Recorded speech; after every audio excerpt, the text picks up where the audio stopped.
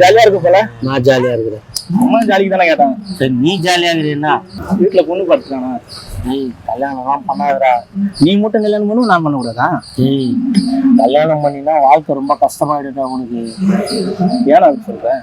ஏன் அப்படி சொல்றியா? காலையில நீ என்ன சாப்பிட்ட? பூரி கிழங்கு மசாலா. மதியானம் என்ன சாப்பிட்ட? பிரியாணி. பிரியாணி பூரி மசாலா. நான் காலையில என்ன சாப்பிட்டேன் தெரியுமா?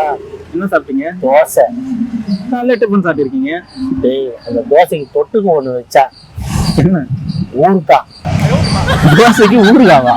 அந்த தோசையும் மாவும் புளிப்பு, அந்த ஊறுகாவை தொட்டுக்குன்னு அதை சாப்பிட்ட பாரு, தொண்டை உள்ள இறங்கவே இல்லடா. ரொம்ப கஷ்டப்பட்டு போகணும்டா. வேணான்னு சொன்னா ஒதிப்பாடா. அந்த கொடுமை என் விரோதிக்கு கூட வரக்கூடாது. அதை கஷ்டப்பட்டு போயிட்டு வந்தேன்.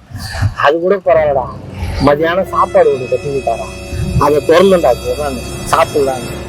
அது திறந்ததும் எங்கேயாவது ஓடி போய் தற்கொலை பண்ணிக்கலான்னு சொல்றான்.